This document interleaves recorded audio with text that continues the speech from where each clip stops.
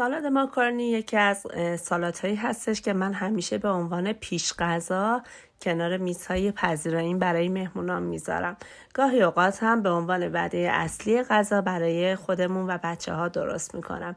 این سالاد فوق‌العاده خوشمزه هستش، ارزش غذایی بالایی داره و اگر مقدار سس رو تو اون کنترل کنید میتونه یه غذای سالمی باشه. درسته که سالاد راحتی هستش و تقریبا همه بلدن، ولی خب یه سری نکات مهم داره، مخصوصا مقدار موادی که با هم مخلوط میکنین، چون مقدار مواد توی کیفیت این سالاد خیلی تاثیر داره و اینکه بدونیم از هر چیزی چه مقدار بریزیم این سالاد رو خوشمزه تر میکنه و من میخوام تا آخر این ویدیو این مقدارها رو دقیق به شما بگم.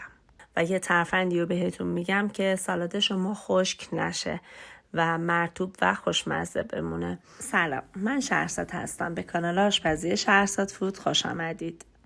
من ابتدا معذرت خواهی میکنم به خاطر اینکه یک مقدار صدام گرفته، ولی از اونجایی که قول دادم هر روز براتون آموزش جدید بذارم، امروز هم آموزش این سالاد خوشمزه و پرکاربرد رو براتون گذاشتم. بریم با هم آموزشش رو ببینیم. برای درست کردن سالاد ماکارونی ما نیاز داریم به ماکارونی فرمی که من معمولاً از ماکارونی فلنری ریز استفاده میکنم و این کاملا سلیقه‌ای هست. شما میتونید از اشکال مختلف ماکارونی هم استفاده کنید. یک بسته ماکارونی فرمی رو توی آبی که در حال جوش خوردن بود ریختم. 1-2 قاشق نمک و مقداری هم روغن میزنیم که ماکارونی ها به هم نچسبن. میذاریم تا کاملا نرم بشه، آبکش میکنیم و میذاریم خنک بشه و کاملا آبش داخل توری بره.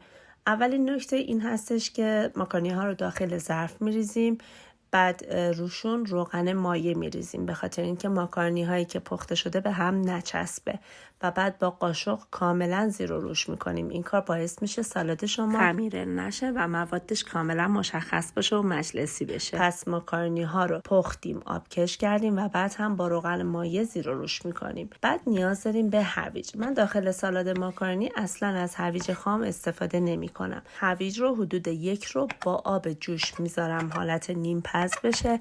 اصلا نرم نمیشه هویج ها، فقط نیم پز میشه و از اون سفتی خامی در میاد و به همین صورت که میبینید به شکل نگینی یک مقدار درشتر خورد کردم. میتونید هویج رو خام هم بریزید، ولی تجربه نشون داده که اینجوری خوشمزه تره. خیارشورها رو هم به اندازه هویج ها به صورت نگینی درشت خورد کردم. 300 گرم خیارشور لازم داریم که حتما باید سفت و تازه باشه. خیارشورهای من خانگی هستش و فوق‌العاده خوشمزه است که آموزشش توی ویدیوهای قبلی هستش. حتما کانال رو سابسکرایب کنید تا آموزشش رو ببینید. به این صورت خیارشور رو هم خرد میکنیم. 100 گرم فلفل دلمه‌ای خرد شده لازم داریم. میتونید از رنگ‌های مختلف فلفل دلمه‌ای استفاده کنید که سالادتون رو قشنگ‌تر میکنه. من اینجا از رنگ سبز استفاده کردم. شما میتونید رنگ قرمز، زرد یا نارنجی هم استفاده کنید. فلفل دلمه‌ای ها رو هم به حالت نگینی و به یک اندازه خرد میکنیم. فلفل دلمه‌ای که استفاده میکنین شیرین باشه و مخصوص غذا باشه. 250 گرم هم قارچ لازم داریم که به این صورت اسلایس میکنیم. دوستان میتونید قارچ رو به صورت خام داخل سالاد بریزید یا میتونید با حرارت بالا یه تفته کوچیک بدید بعد داخل سالاد بریزید. برای اینکه سالادمون خوشمزه تر بشه من حدود 200 گرم ژامبون گوشت 80% هم داخلش ریختم که سلیقه‌ای هست، میتونید حذفش کنید یا میتونید از کالباس مرغ یا گوشت هم استفاده کنید. دیگه همه مواد رو که خرد کرده بودیم با هم مخلوطش میکنیم. ماکارونی که پخته شده بود، هویج اسلایس شده، 100 گرم ذرت بخارپز شده، فلفل دلمه‌ای، خیارشور و قارچ ها رو که من یک مقدار تفتش دادم و بعد هم در آخر ژامبون خرد شده. بعد به آرومی با 2 تا قاشق شروع میکنیم به ترکیب کردن مواد با هم دیگه. در حد اینکه مواد با هم مخلوط بشه و ترکیب بشه کافیه، چون قراره به این سالاد سس هم بخوره. دوستای گلم اگر تا اینجای این آموزش رو پسندیدید حتما لایک کنید و اگر از اکسپلور این ویدیو رو میبینید حتما کانال آشپزی شهرزاد فود رو سابسکرایب کنید.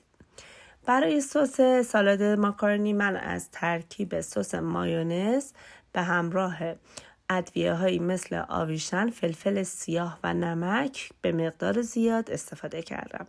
1 مقدار سرکه و مقداری هم آب لیمو ترش تازه بهش اضافه می‌کنیم که من مقدار دقیق مواد رو براتون داخل دیسکریپشن نوشتم. این ترکیب سس فوق‌العاده سالادتون رو خوشمزه میکنه. میتونید برای اینکه رژیمی تر بشه از مقدار سس مایونز کم کنید و به اون ماست اضافه کنید. ولی من برای مهمونی هام همیشه از سس مایونز استفاده میکنم چون طعم بهتری میده. در صورتی که بخوایم رژیمی باشه میتونیم از ماست با ترکیب سس استفاده کنیم. دوستان یکی از نکات اصلی که توی سالاد ها هستش اینه که شما سس رو توی 2 مرحله به مواد سالادتون اضافه کنید. یک مرحله اضافه میکنیم نصف سس رو و با مواد مخلوط میکنیم. سعی کنید که به همه جای مواد برسه. من همیشه برای سالاد هم این کار رو میکنم، یعنی سس رو توی 2 مرحله به سالادم اضافه میکنم. مرحله اول نصف سس رو اضافه میکنم، کامل مخلوط میکنم و میذارم داخل یخچال. حدوداً 2-3 ساعت داخل یخچال میمونه و مرحله دوم سس رو زمانی که نزدیک تایم سرو سالاد هست یا اینکه 3-4 ساعت بعد مرحله دوم سس رو بهش اضافه میکنم. حتما دقت کنید زمانی که داخل یخچال میذارید سلفون بکشید یا توی ظرف دربسته بذارین که روی سالاد خشک نشه و به اصطلاح بوی یخچال نگیره.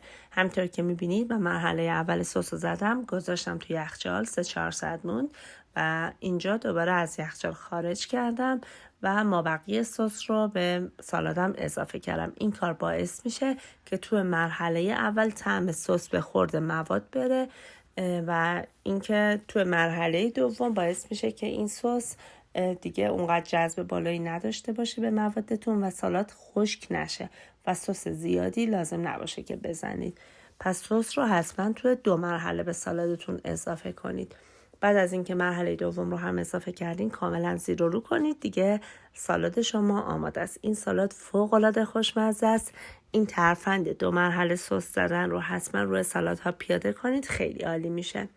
امیدوارم که از این آموزش لذت برده باشید و این سالاد خوشمزه رو به عنوان پیش غذا یا حتی یک وعده غذای اصلی کنار سفره مهمونیتون درست کنید. ممنون از اینکه تا اینجا این ویدیو همراه من بودید. امیدوارم که از این آموزش لذت برده باشید. حتما اگر از این آموزش خوشتون اومد لایک کنید و نظراتتون رو برام کامنت کنید و اگر از اکسپلور این ویدیو رو میبینید حتما کانال آشپزی شهرزاد فود رو سابسکرایب کنید که آموزش های دیگه هم توی کانال هست و براتون بیاد. آموزش های سالاد، دسر، انواع غذاها و ژله ها رو داریم توی کانالمون، شیرینی و کیک هم داریم. حتما به کانال ما سر بزنید و سابسکرایب کنید و خوشحال میشم که عضو کانالمون بشید. ممنون از نگاه پرمهرتون و اینکه تا آخر این ویدیو همراه من بودید.